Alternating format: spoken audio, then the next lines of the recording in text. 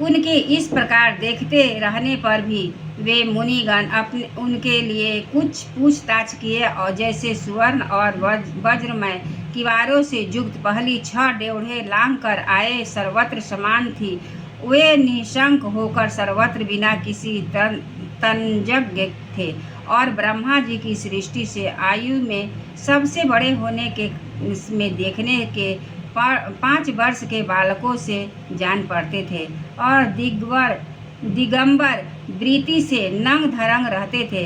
उन्हें इस प्रकार निसंकोच रूप से भीतर जाते देख उन द्वारपाल ने भगवान के शील स्वभाव के विपरीत सनकादि के तेज की हंसी उड़ाते हुए उन्हें बेत लड़ाकर रोक दिया। यद्यपि वे उसे दुर्व्यवहार के जोग नहीं थे, अब उन द्वारपालों ने बैकुंठवासी देवताओं के सामने पूजा के सर्वश्रेष्ठ पात्र उन कुमारों को भी उस प्रकार रोका, जब उसके प्रियतम प्रभु के दर्शनों में विघ्न पड़ने के कारण उनके नेत्र सहसा कुछ क्रोध से लाल हो उठे, और वे इस प्रकार कहने लगे।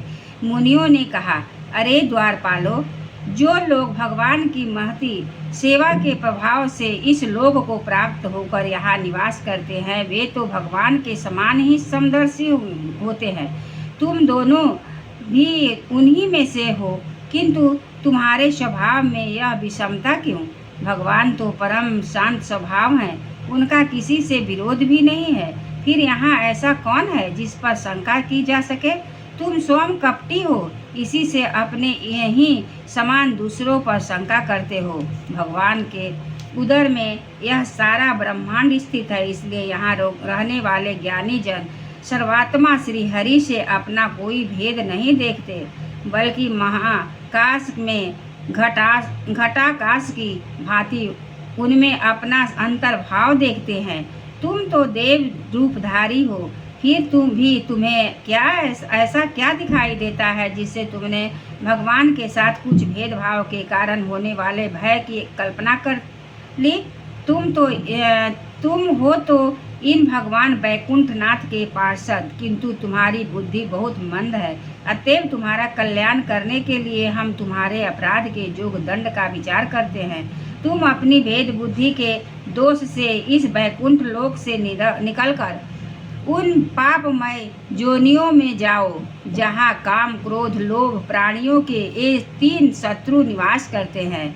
सनकादि के कठोर वचन सुनकर और ब्रह्मा जी के शाप को किसी भी प्रकार के शत्रु समूह से निवारण होने जोग न जानकर श्री हरि के वे दोनों पार्षद अपने दीन भाव और उनके चरण पकड़कर पृथ्वी पर लौट गए।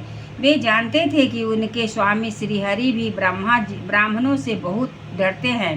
फिर उन्होंने अत्यंत आतुर होकर कहा, भगवान, इस समय अपराधी है।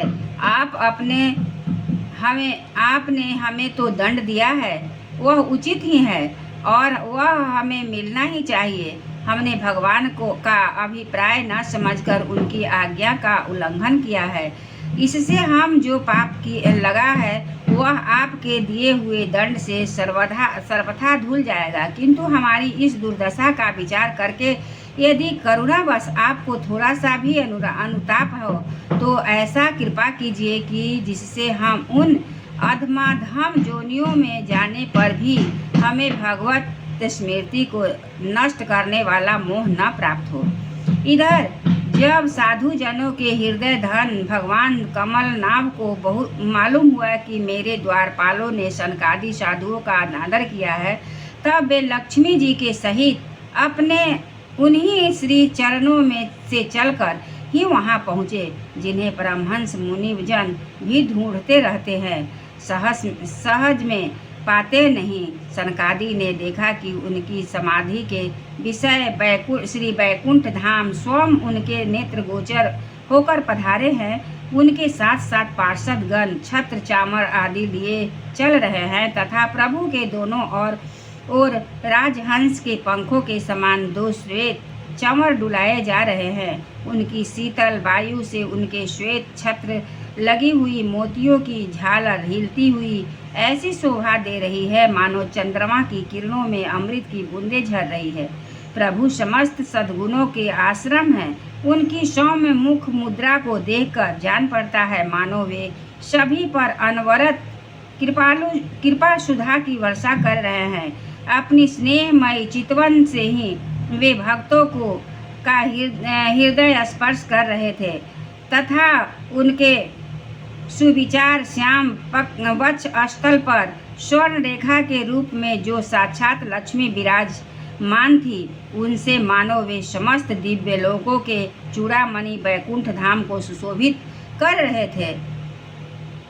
उनके पीताम्बर विशाल नितंबों पर झिलमिलाती हुई कर्णधनी, गले में भ्रमरों के मुखरित बनमाला विराज रही थी तथा कलाइयों में सुंदर कंगन पहने अपना एक हाथ गरुड़ जी के कंधे पर रखे दूसरे से कमल का पुष्प घुमा रहे थे। उनके अनमोल कपोल बिजली की प्रभास को भी जला जाने वाले मकराकृत कुंडलों की शोभा बढ़ा रहे थे। उभरी हुई सुघड़ नासिका थी, बड़ा ही सुंदर मुख था जिस पर मणिमय मुकुट विराजमान था। चारों ओर भुजाओं के बीच महामूल्यवान मनोहर हार की और गले में कौस्तुभ मणि की अपूर्व शोभा थी। भगवान का श्री विग्रह बड़ा ही सौंदर्यशाली था। उसे देखकर भक्तों के मन में ऐसा वितर्क होता था कि उसके सामने लक्ष्मी जी का सौंदर्यमान भी गलित हो गया है। ब्रह्मा जी कहते हैं, देवताओं, इस प्रकार मेरे महादेव के और तुम्हारे लिए परम सुंदर विग्रह धारण करने वाले श्री हरि को देखकर सनकादि मुनीश्वरों ने उन्हें सिर झुकाकर प्रणाम किया। उस समय उनकी अद्भुत छवि को निहारते निहारते उनके नेत्र तृप्त नहीं होते थे।